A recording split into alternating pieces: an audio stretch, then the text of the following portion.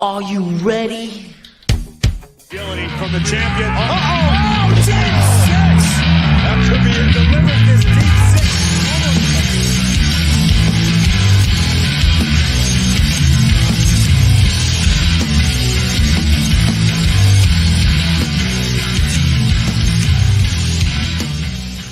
This is episode 159. It is Tuesday night, and I am joined by the one and the only Brandon, aka Bash.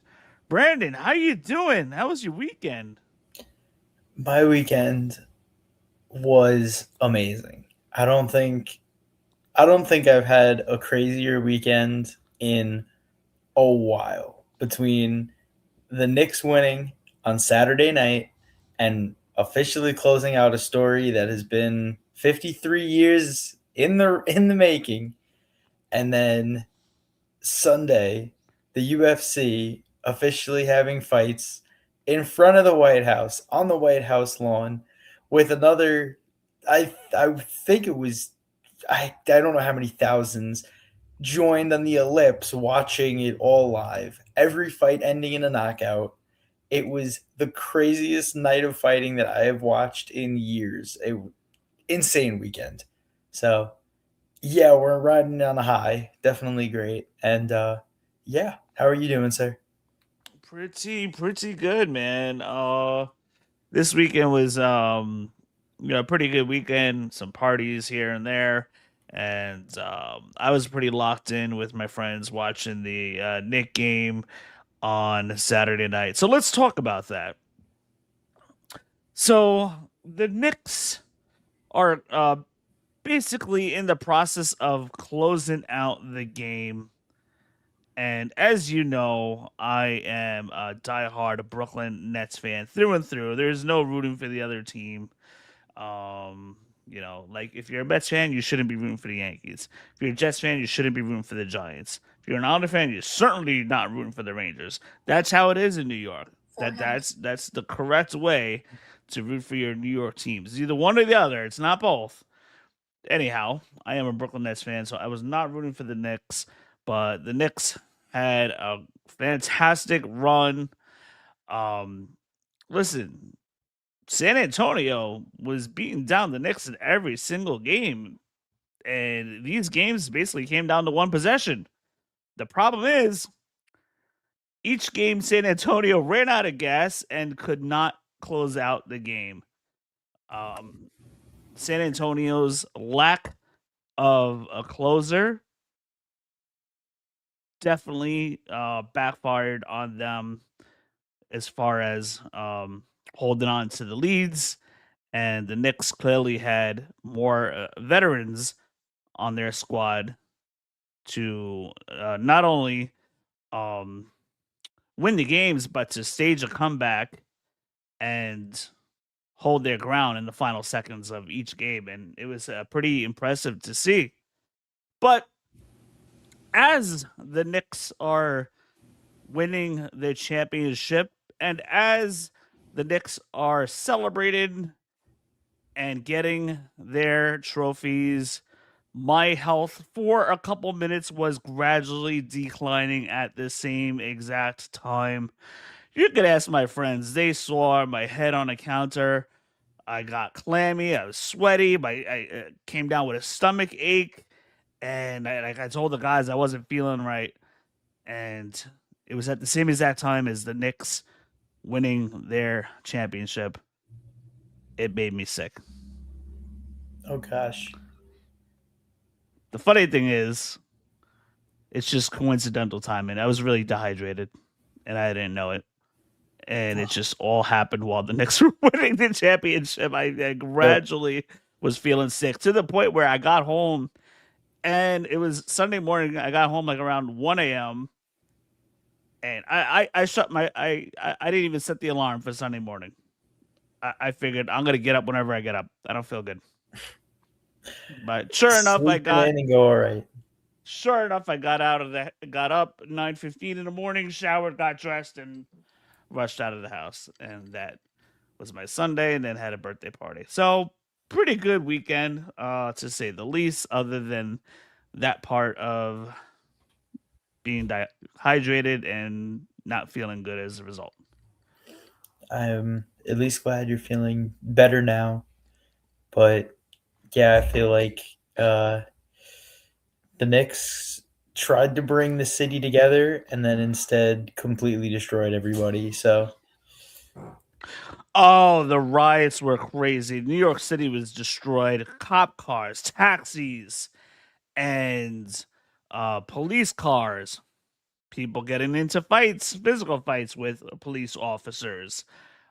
Buses being burnt down. It was wild, and a lot of stuff could have easily been avoided. I mean, listen, you guys won. Why are we destroying the place?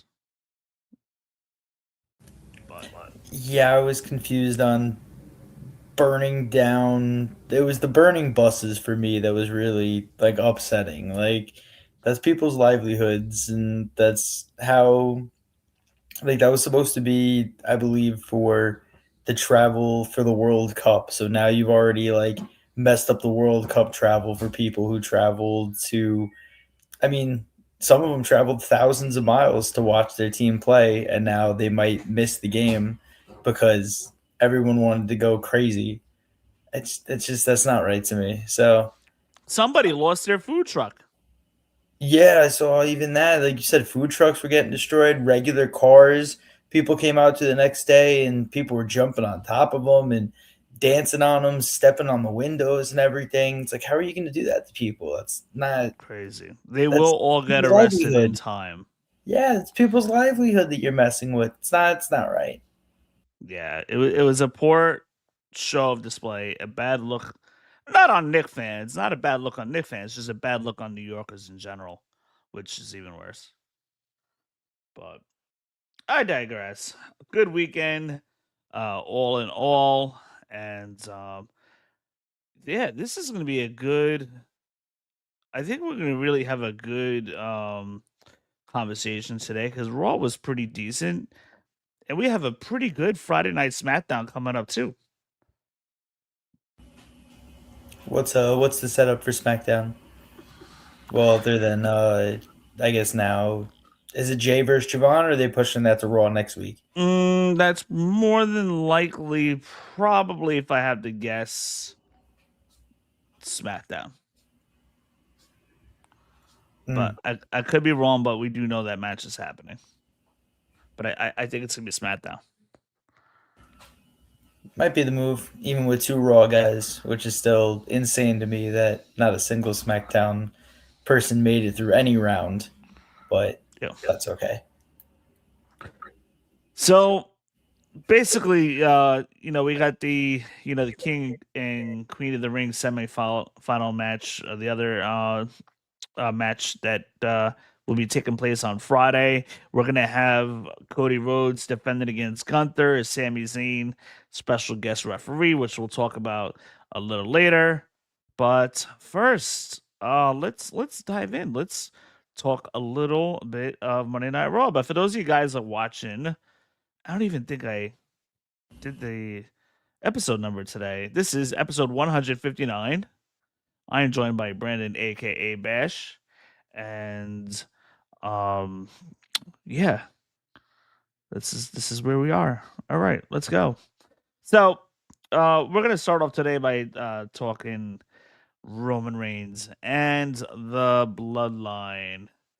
Some interesting developments yesterday, and it's something we got to talk about uh as well because I'm getting messages from one or two people saying that this is basically like the same bloodline as 2023, and it's kind of hard for me to really debate that. I mean, there is a little bit of a different dynamic with Jacob Fatu as opposed to Solo Sikoa, but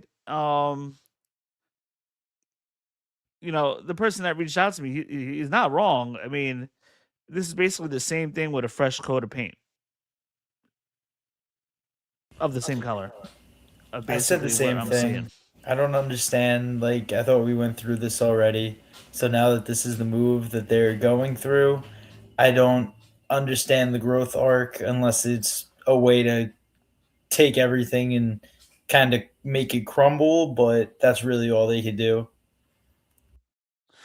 I'm just wondering if they're trying to eventually build like a super bloodline and just like literally have everybody like finally come together and unite. Um Last Friday, before we get into tonight's Raw, last Friday, Jacob Fatu was sent to SmackDown by Roman Reigns, and he was basically sent to get Solo Sikoa and bring him back to the Bloodline. And Solo Sikoa wasn't having any of it. And Solo Sikoa even told Jacob Fatu, was like, listen, you want me? Have Roman come and get me. And then, Jacob Fatu really couldn't do much there. But that's where we're at with that. So there's seeds being planted, potentially Roman trying to recruit Solo. LA Knight brought it up a couple times during the night, but we'll touch on that in a second. But what did you think of this first promo that we had with Roman and the Bloodline to open up the show? I mean, there's already problems, right? And apparently Jacob not wanting to listen to the twins or acknowledge them, and Jacob says the only person I acknowledge is the OTC Roman Reigns. So we had that happen during, and then Roman says to the Jacob Fatu, "You're in the Bloodline now," and welcomes him to the family business. And Jacob is welcomed to the Bloodline, and then we see Roman Reigns presents Jacob Fatu with a new Ulafala. And then after that, we get Jacob Fatu attacking Eric Andre, the comedian, and then Roman Reigns was going to stop Jacob Fatu at first. And then Roman gives, you know what? What the heck? He gives the orders to Jacob Fatu to do it anyway, after not wanting Jacob Fatu to do it. And Jacob Fatu splashes from the top rope Eric Andre, not once, but twice. So, what did you think of this whole segment of where they're going here? Firstly, I am a fan of Eric Andre's, so I thought that was gonna happen when I saw him front row and they were talking about him. I'm like, oh, he's gonna get involved by somehow, and I mean, he literally starts his show by destroying his set, and then they build a new one in 5 seconds. So he's used to stunts, so I was not surprised that he was gonna get involved by some way. Um, it showed more that now it looks like basically the way that Solo was being used initially is now the way that Jacob's being used. But the Olafalo give is a little concerning to me because, did Jimmy and Jay ever get that? Did they No. ever get that treatment? No. So now I feel like there's going to be some dissension there. We already saw a little bit of Jimmy and Jay like, yo, why does Jacob get something like this? So maybe we found the new right hand man or the That's what enforcer. it's looking like, right? Yeah. Maybe even, like I said, the enforcer role, but sometimes you want a good enforcer to be by your side versus a hothead who can't really contain himself. And we've already seen that Jacob only listens to Roman, so maybe that's also what he wants as well, as somebody with blind loyalty. So I guess we'll see the growth or falling out of the gift of the Olafalu to Jacob Fatu will do over the next couple of weeks or months. Yes. So later on in the show, as we know, LA Knight is having issues with the Bloodline too. He's been on record saying that everybody does the work for Roman Reigns. He's been on record saying that um, in advance before his matches that people are going to interfere, which they did on Friday. He also believes that Solo Sikoa is in cahoots with the Bloodline potentially, because Solo Sikoa was part of costing not only Royce Keys but LA Knight the match on Friday in that quarterfinal match with the four-way between Royce, Finn Balor, LA Knight, and Jey Uso. So Jey Uso came out with the win there. But so we see LA Knight come out, and he had a pretty big crowd reaction as we know LA Knight got screwed once again this past Friday night. He says he didn't.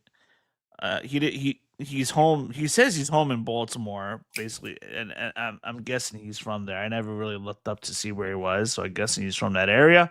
He's from But Maryland, yeah. I looked it up after perfect. you said So that. he says he is back home in Baltimore, and he says he didn't, although he didn't return home a king or a champ. But with or without those things, it's still his game, and that means he doesn't stop and doesn't give up, even when he's, um, fighting, um, being outnumbered, right? And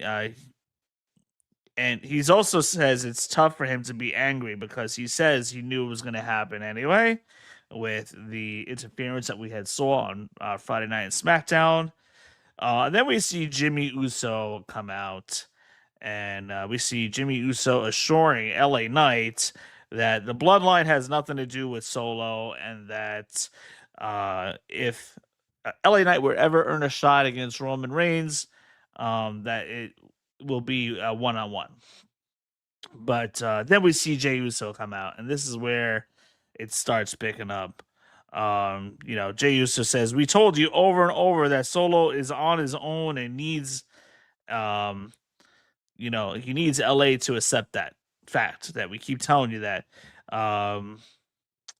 He says he's out there for one thing, and Jey Uso says he's out there for one thing, and that he demands LA Knight to acknowledge him, because of losing to Jey Uso on Friday night. LA Knight also goes on to say that he acknowledges him to kisses.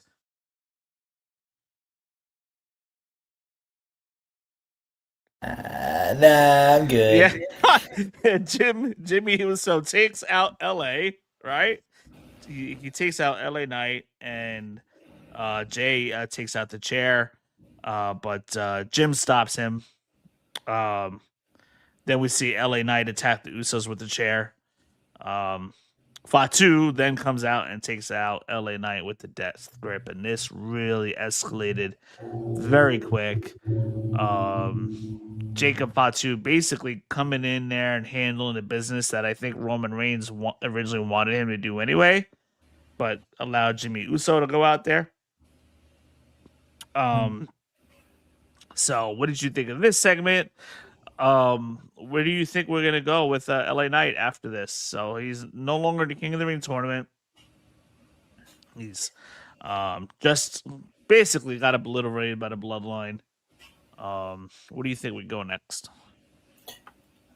I honestly have no idea. Like, I've been trying to run it through my mind for a little bit because, I was thinking that maybe they're trying to build for Oba is going to need some help.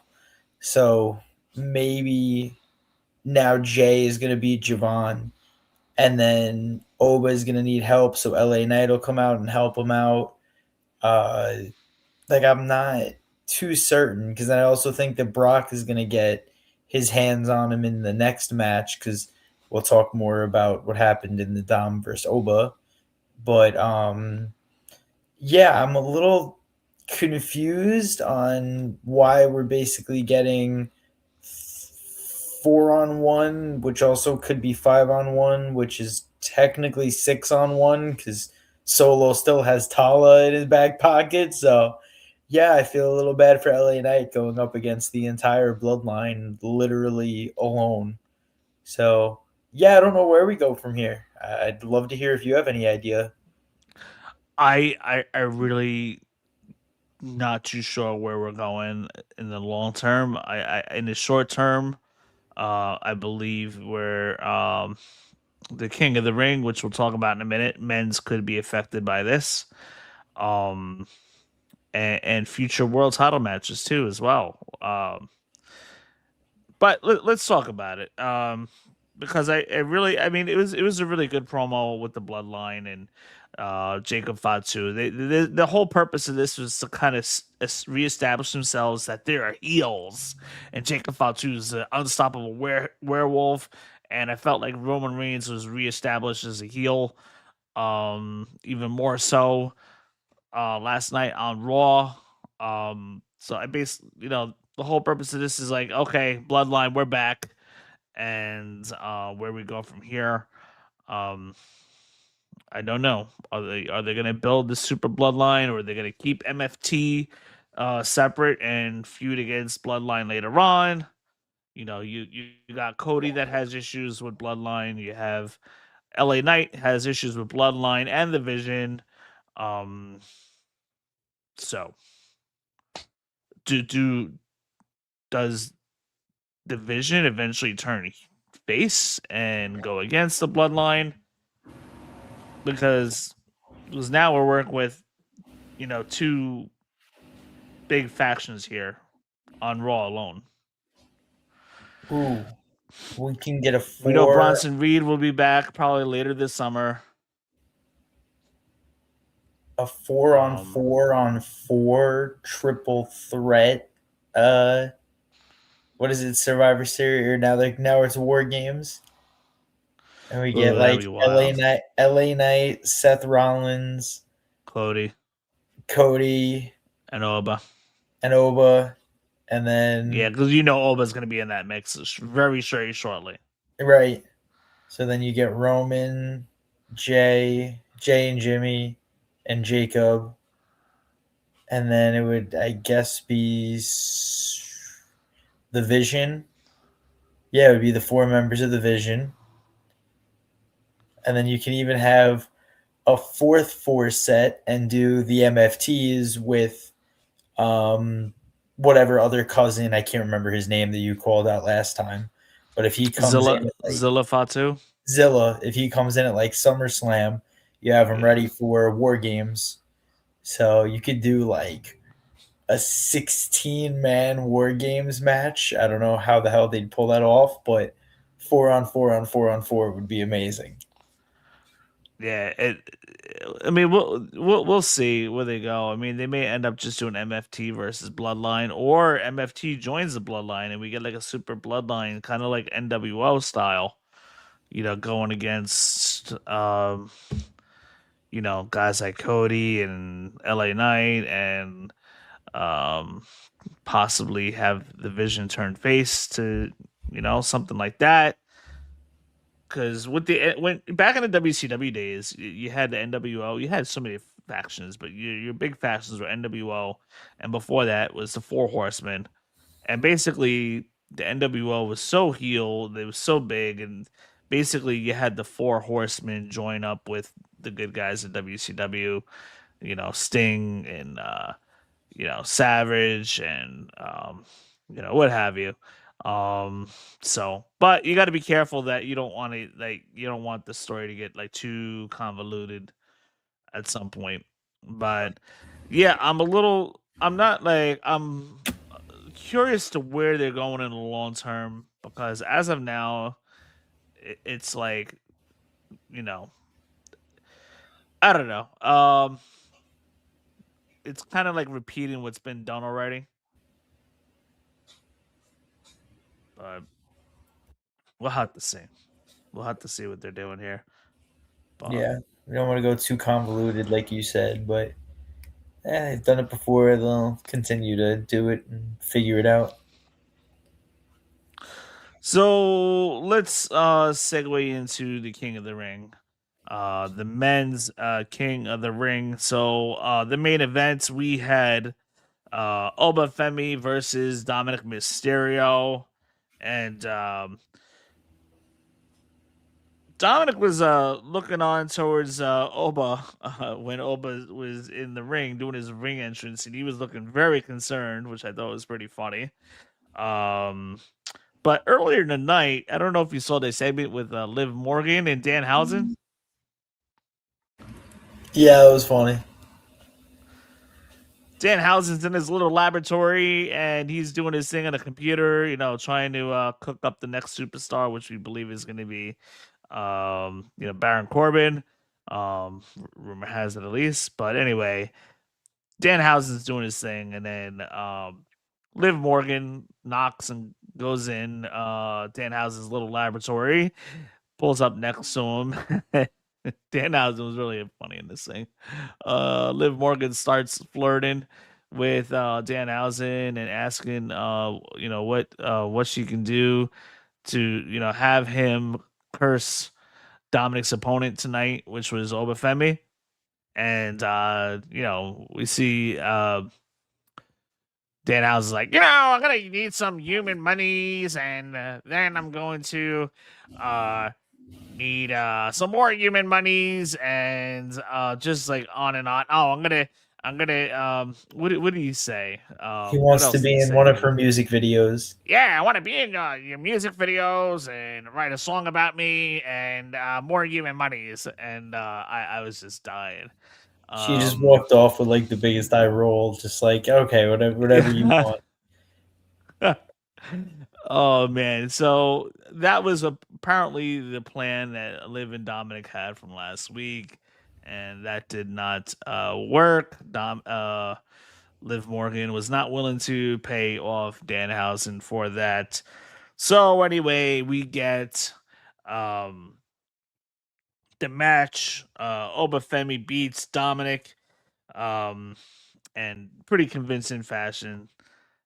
Dominic had Oba on the ropes for a couple moments with 619 because Dominic Mysterio put the hammer in his boot to hide it, and did a 619 to Obafemi with that, and then Dominic Mysterio did the frog splash to Obafemi when Obafemi kicked out at like a half a one.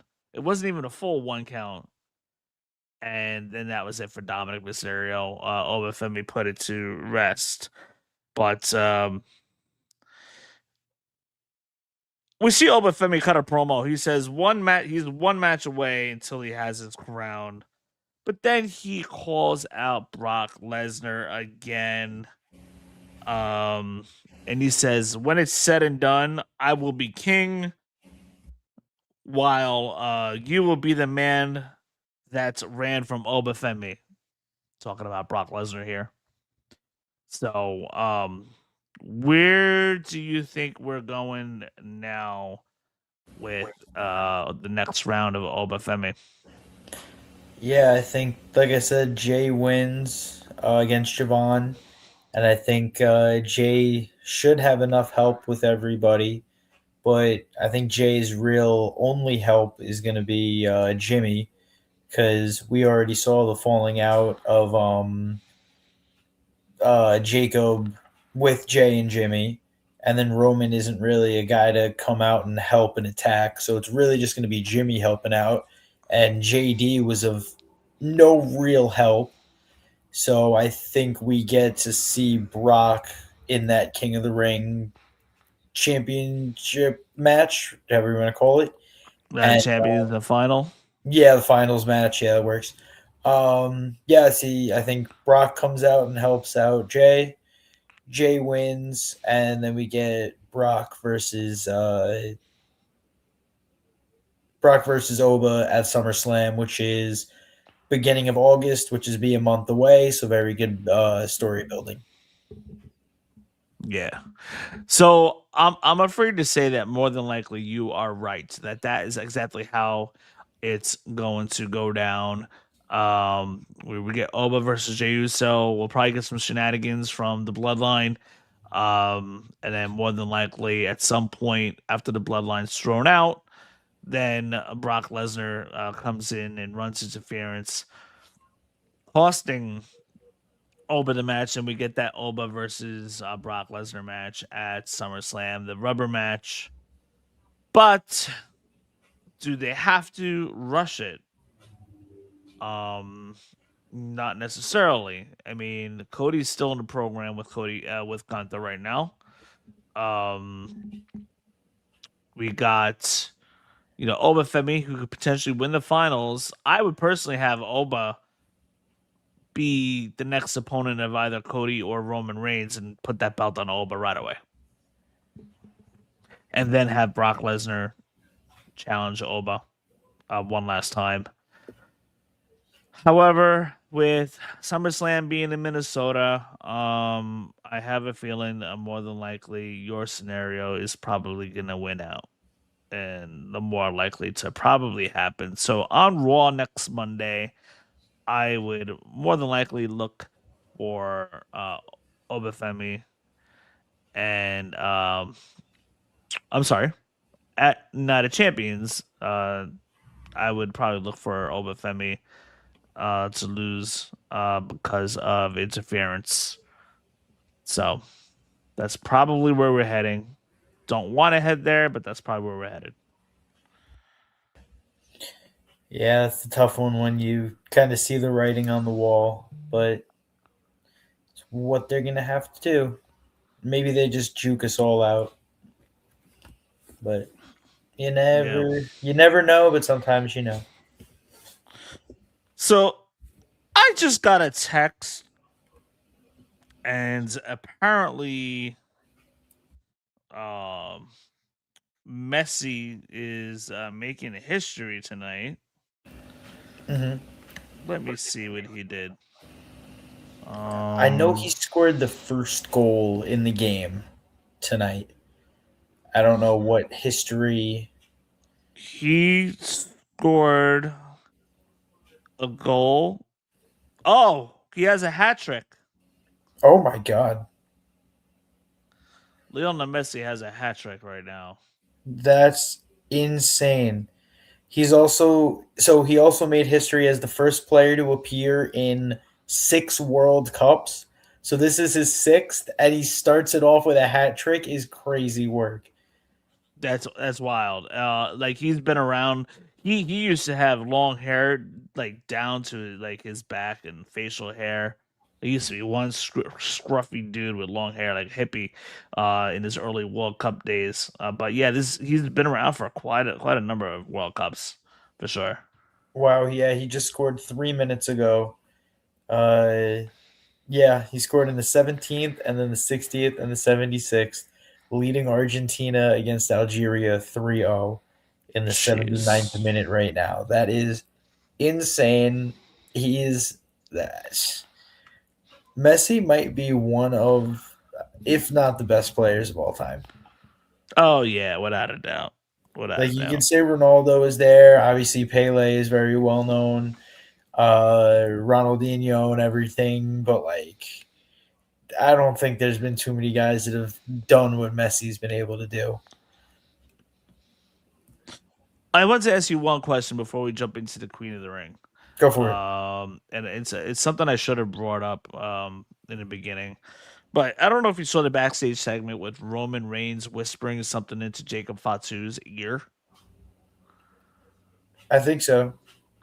So, what do you think that could have been? Do you piggybacking off of the King of the Ring tournament that we just talked about for the men's? Could that be Roman Reigns whispering to Jacob Fatu, "I want you to take care of the men's King of the Ring match with Jey Uso"?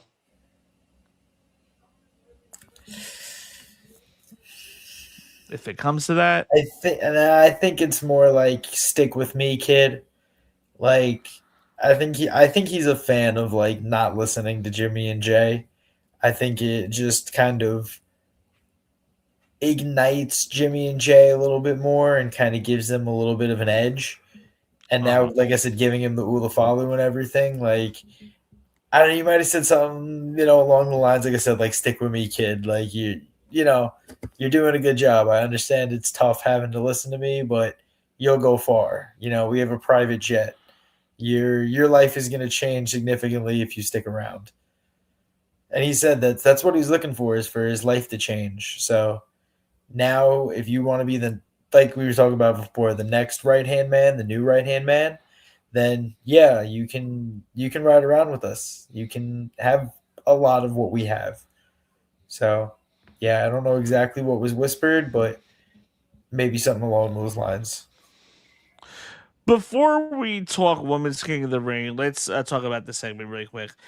We see Javon Evans addressing, coming to the ring in a promo with Jackie Redmond, addressing Jey Uso, and says he's going to belt him and yeet him out of the competition. So I thought that was pretty cool. Um, but then guess who interferes? Who comes out and interrupts that promo is Logan Paul. So Logan Paul is back. He returns. And Logan says Javon is generational talent and has untapped potential, but he also sees right through his persona. Logan Paul goes on to say that he's ruthless, and you need to let that ruthlessness out of you with the right people. And Logan Paul goes on to say, "We are here to invite you to join the vision." And then Javon Evans says, "Hell nah." And then Logan Paul says, "It wasn't an invite. Was a mandate." And then Austin Theory says, "We aren't asking, we are telling." Um, so as a result, we get the impromptu match: Javon Evans versus Austin Theory. Pretty impromptu. I didn't really see that coming. As Javon was about to hit the OG cutter on Theory, Braun Breaker comes in with the spear, and so that happens, and then Montez Ford comes out with the returning Dawkins to clear the ring. So now we have Javon Evans in the mix, with Street Profits helping him. So I'm almost thinking that we're probably gonna get like a 3-on-3 tag match. No, no, no, no, no, no. I take that back. I take that back. We'll probably get a tag. I think there was a scheduled tag team title match between Street Profits going against Theory. It would have to be Theory and obviously Braun Breaker. We're not going to see Logan Paul in the ring for another 4 months, at least 4 to 6 months, probably at Yeah. most. Yeah, unfortunately, his injury is definitely at least 6 months, and it happened last month. So we're still, Yeah. So that reminds me. So that was set up next Monday night. We got the men's tag team title match. Um, Street Profits versus Austin Theory and Braun Breaker, and also the women's tag title match, rewarded by Adam Pearce, Bailey, and Lyra Valkyra, um, challenging Nikki Bella and Paige, in which I believe, I don't know if you've heard, Tatum Paxley from NXT is coming up to the main roster, which I'm assuming it would make sense to have Tatum Paxley join Paige and be like a protege of Paige. I don't watch much of NXT, so let me see. Oh, If okay. you look at Tatum Paxley looks like a 2015 Paige. She has like 4 different looks, but yeah, she definitely looks like Paige along with Liv, along with Alexa Bliss, all packaged into one little tiny package. But she looks cool. She was also going around with Ivy Nile in the past. It looks. Am I correct? Probably in the NXT. I can't remember, to be Uh, honest. I mean, Tatum Paxley was doing stuff with Lyra Valkyria at some point. They were like the Strange Bedfellows tag team down there.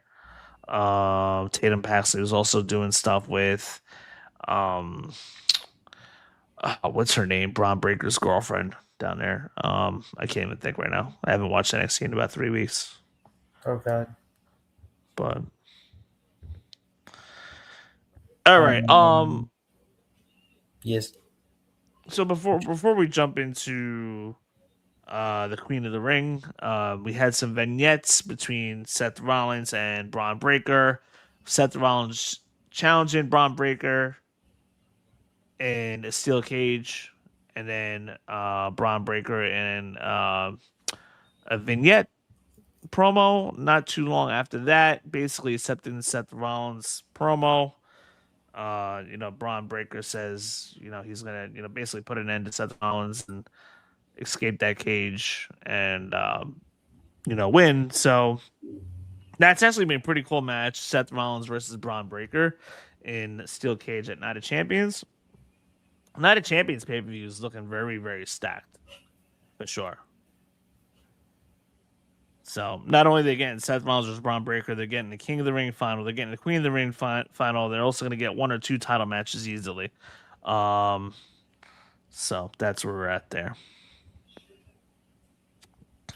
But moving on, we have the Queen of the Ring, Io versus Raquel in their semifinal match. We see Io Sky attack Raquel at the very beginning. The match started off pretty quick. Raquel took control not long thereafter for about a half the match easily. Raquel outpowering Io at times for a bit in this match. Io had a really nice power bomb with Raquel, which was pretty cool, and then followed that up with the moonsault for the win. So Io advances and will be taking on the winner of Charlotte versus Liv Morgan. That match takes place on Friday. I want to say I was right about that one. I think I did get that right. Yeah. So this is where we're at. We got the guys. Obafemi will be facing the winner of Javon Evans and Jey Uso, which we believe it's going to be Obafemi versus Jey Uso. And then obviously I want Obafemi to win, but the writing on the wall, the seed's been planted that quite possibly could be Jey Uso challenging Cody Rhodes. Not the best match they honestly can put out on SummerSlam, so I don't know if they go there. And on the women's side, you got Io Sky advancing, facing the winner of Liv Morgan and Charlotte Flair. They could go whichever way here. They can go Liv Morgan, and Io Sky beats Liv Morgan, and then maybe Io challenges Rhea Ripley. Or she could challenge Liv Morgan. So rumor has it that Rhea Ripley's injured with a bad knee. Something happened during the tour. There's been nothing official yet announced out of that, so we'll have to see when that comes. But we have now talking about the Queen of the Ring. They had a little bit of a match. Charlotte had a match, a warm-up match on Raw against Roxanne Perez. We see Liv Morgan ram Alexa Bliss into the post during the match. Not long before Charlotte got her win here.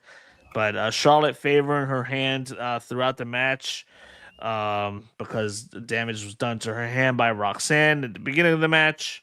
Banging Charlotte Flair's hand against the post, stomping on it, and what have you. Liv Morgan was running a distraction, nearly costing Charlotte the match. Then we see Alexa take out Liv Morgan, and Charlotte beats Roxanne with the figure 8. So that's how we got to Charlotte versus Liv Morgan this Friday on SmackDown. What did you think of this match before we move on? That was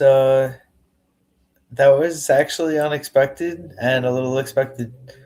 Like did not see it going that way, but also I'm glad that we get a Liv versus Charlotte match. That should be a good one. And Io versus Raquel. I was also kind of surprised on that one. I thought that Roxanne would end up helping Raquel, especially after we had Roxanne already losing to Charlotte. So I was a little surprised on Raquel losing and not getting put through. But I guess we'll see what the move is now. on Friday for Liv versus Charlotte. For sure.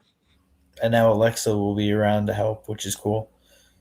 Yeah. So that get an even playing field. We had moving on. We had Chad Gable. I feel like there's a little momentum behind him, right?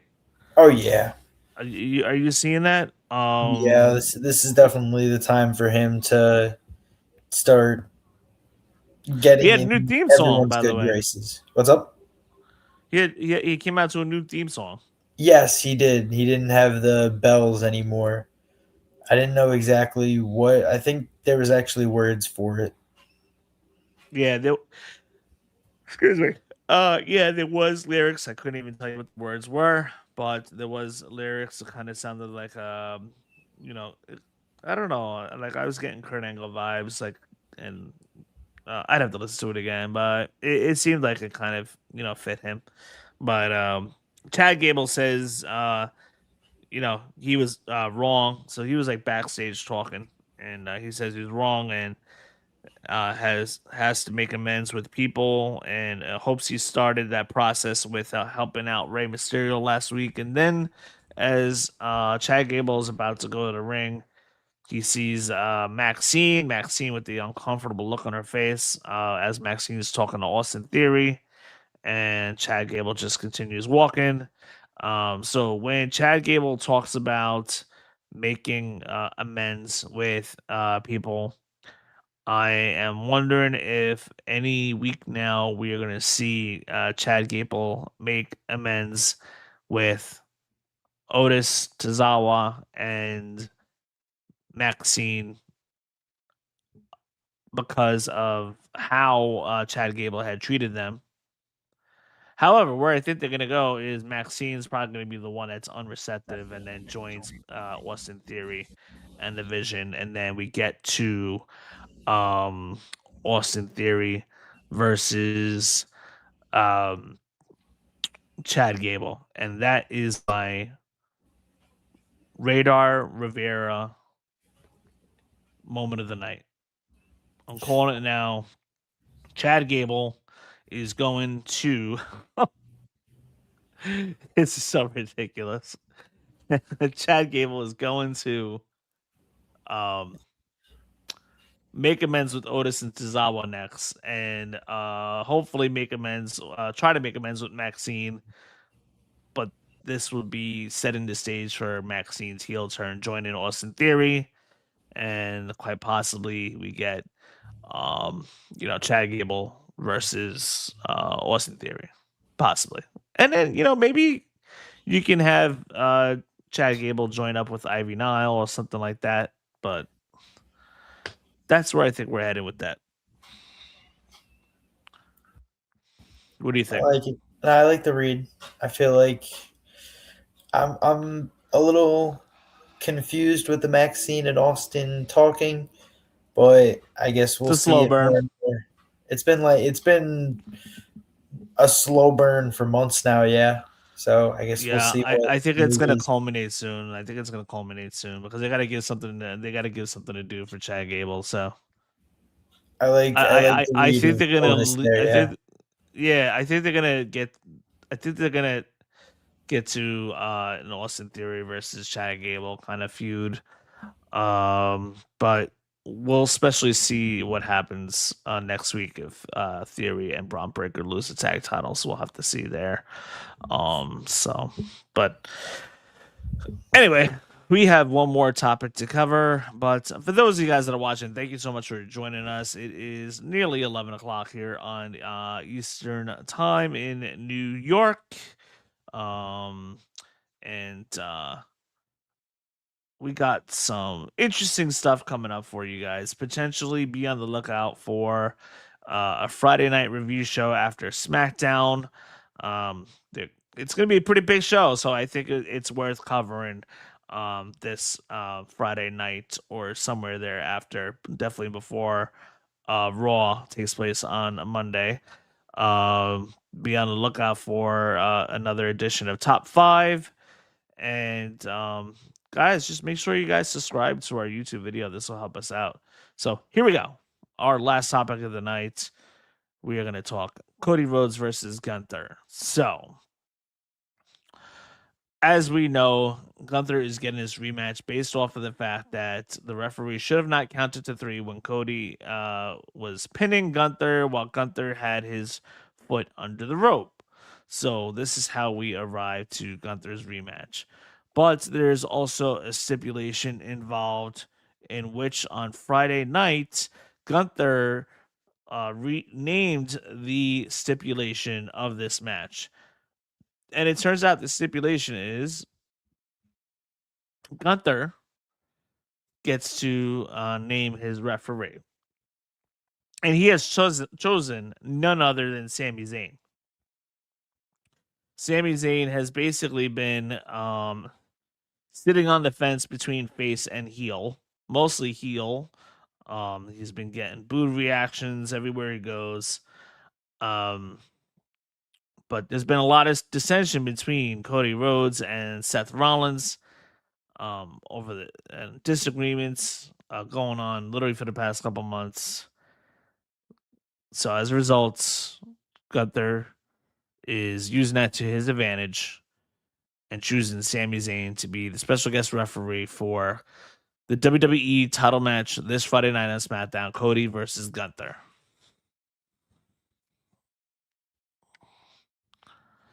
So, with that being said,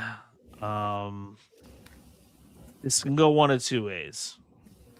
Sami Zayn screws over Cody Rhodes and Gunther becomes the new champion, which I don't think will happen, but you never know. Or you get Sami Zayn knocked out, right? And then another referee comes in and counts the pin count for Cody to beat Gunther. And then you see Gunther flip out and say, that wasn't the right ref to count to 3. And then Gunther demands another match, a third match. A lot of trilogies here. I could also see Cody cheating in that one and the ref missing, like the second ref missing it from the angle. Like him using the tights or like using the ropes or something like that. So then he's even more upset with the refs because they keep missing shit. Yeah, I feel like that's exactly where it's going to head. Gunther's not going to be happy with the referee results. Of however it unfolds, whether it be a different ref or whether a different ref comes in and then doesn't see Cody do something sneaky like grabbing the tights or something, kind of like, you know, a retaliation for Gunther doing all the cheating. But yeah, I definitely I'm leaning more towards Cody somehow winning and then being more controversy, and then we get a third match, quite possibly at Night of Champions. Now, you know, does it mean that, like, you know, we're just assuming here that it's going to be Cody defending the title at SummerSlam. We don't know that. In fact, Cody Rhodes has been champion for a little while now, so who's to say that we don't get Obafemi versus Gunther at SummerSlam? It's really the IWC that's been throwing it out there. That quite possibly could be Jey Uso versus Cody Rhodes, because Jey Uso's planted the seeds that he wants Cody. But how do we know that's officially the direction that they're going in? We don't. I mean, they can call an audible like that, and Gunther wins, and then Obafemi challenges Gunther. I like that. I could see it. And then maybe Brock Lesnar inserts himself into Obafemi versus Gunther. So we don't know. We really don't know what the exact plans are. We just kind of going off of assumption here that it could very well be Jey Uso versus Cody because the IWC is saying it, because Jey Uso is saying it, but we don't know if that's just a smoke screen and that maybe Gunther will win the title this weekend, and um whoever wins the King of the Ring challenges Gunther. So we don't know. So, and honestly, I would not mind Gunther losing the title. Gunther winning the title this weekend just to swerve everybody, even if it's for a minute, and then Cody wins it back, but just to kind of swerve everybody. I think would make for interesting TV. Have Gunther win, and quite possibly maybe Oba versus Gunther, so a match that we didn't see coming, but will be happening. You never know. They could, but if it does happen, you heard it here first. But again, more than likely, it's probably going to be Jey Uso versus Cody because of um, Brock Lesnar interfering in that Jey Uso versus Oba, causing Oba to lose. So we'll have to see there. Your thoughts on that? I really hope that they don't go in the direction that we all think, like spice it up a little bit. But I feel like you really never know with them. But a lot of times you do know, and our predictions are normally pretty good. So yeah, I'm not too certain on this one, but I hope that I keep seeing that they're saying Oba night one would retire Brock, and then night two takes on Roman Reigns and has like the craziest weekend ever after winning Night of Champions. I'm like, yeah, that's a bit crazy, but okay. That would be great. But the other thing too is like based on how they have the Bloodline reboot positioned and how Roman Reigns is solidifying himself as a heel again and how he's pulling the strings with Jacob Fatu. Like I don't know if I see Roman Reigns losing this title this soon. I mean, it's quite possible that Roman Reigns will hold it till at least Mania. And then IWC has been rumoring that quite possibly could be Oba versus Roman Reigns at WrestleMania if for some reason um, they can't get The Rock to main event with Roman Reigns, which at this point it should have been done a while ago. You got to start pushing in new guys now if you have the opportunity to do so. So, my opinion, The Rock has got to get out of the way, just stay out of the way. But I'd rather see. I would have rather seen Obafemi have the Brock Lesnar 2002 push, have Obafemi win the belt because he's there. He's there. Yeah, I like it. There's so many things that they could do. I don't know. I hope that There really is. That's all I know. I hope that they give over the belt. Yeah, I mean, at some point they will. And I think he's going to get it even before Braun Breaker. At one point, we thought Braun Breaker was going to be the guy to get it next, but Obafemi's definitely surpassed. He's going to be one of the new guys to get the belt next for sure. But I like it.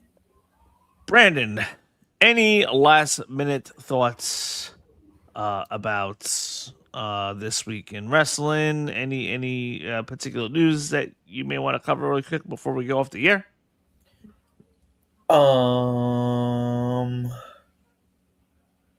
Danhausen we used a lot today because there was also the Knicks like little vignette that they gave him first, so that was kind of cool. You know me, I'm a big Danhausen fan. I might get the Knicks uncursed shirt because that looked really cool. Now that they finally won, I was a little iffy on getting it before they won the whole thing, but now that they did, I think I'm gonna grab it before it sells out. It might have already sold out. Yeah. Um, Danhausen might be in the Nick parade.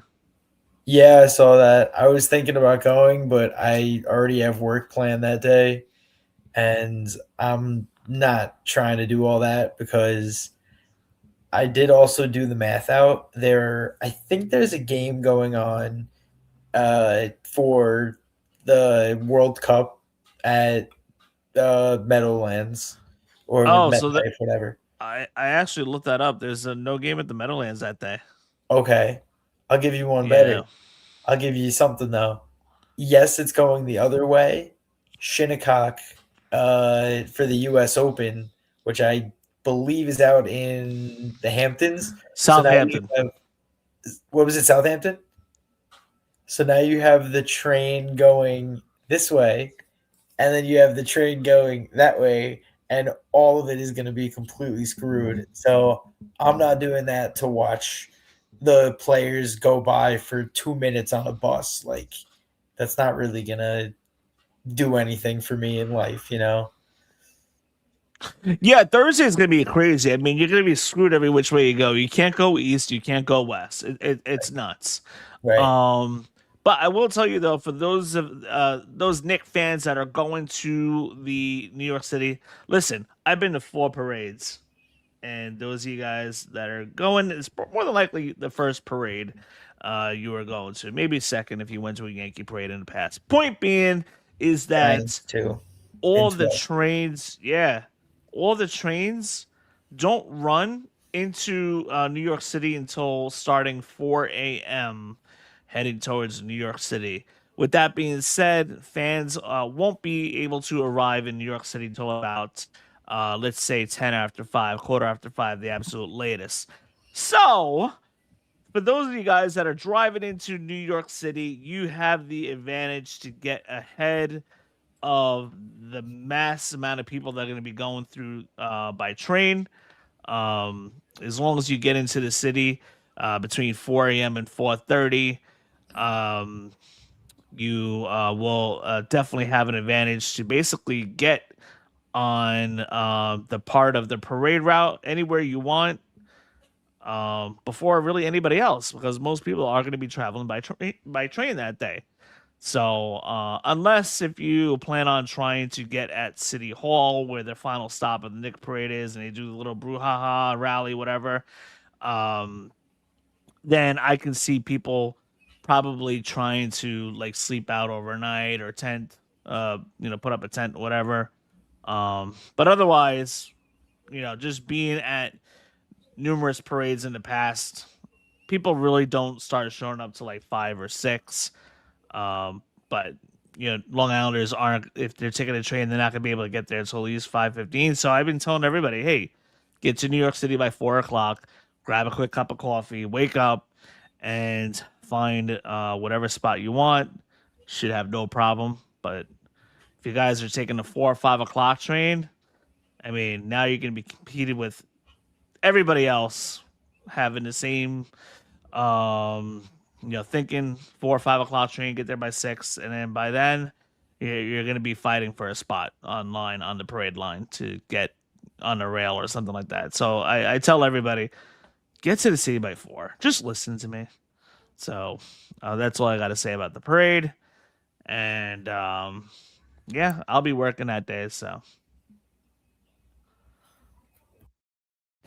Yeah, I'm gonna work. I don't really care about any of that. And driving into the city, if you make it great, getting out of there after all that is gonna be terrible. So yeah, I don't well, know. depending where you Waiting it go, there. I usually getting out of the city probably won't be bad because it's late in the morning, early in the afternoon. Depending on what part of the parade line you're standing in, you may catch the beginning of the parade at Battery Park and then be done by 10:30, 10:45, and then you can head home unless you try to catch the other side of the parade by City Hall, but then that would be crazy. But I think getting out of there actually probably won't be terrible. But you have to, strategically plan where you're parking for sure. But if you're driving in at 4 in the morning, I don't think it'd be an issue. Getting out, maybe, but I don't think it'd be too bad though. We shall see. Yep, That's not all I for see. me to deal with though. Thank God. But those of you guys that are watching, thank you so much. Be on the lookout for potentially this Friday of talking SmackDown, because we think SmackDown's gonna be a pretty big show. Potential title change. Next Monday we're gonna have a pretty big Raw. I think that's the go home Raw too as well. And then the week after that is Night of Champions, or should I say Day of Champions, because for us it's gonna be on a Sunday at 1 o'clock. So I think that's June 28th or whatever. Yeah, June 28th. Day of Champions, we'll call it, because it's not nighttime for us. It's nighttime for Saudi, but not for us. True. But for those of you guys that are watching, Brandon, thank you so much. It is 11:15 at night, New York time. It is time to wrap it up. Make sure you guys like the video, hit that subscribe button on our YouTube channel. That will help us out tremendously. And we will talk to you guys very soon. Agility from the champion. Oh, deep six. That could be it. Delivered this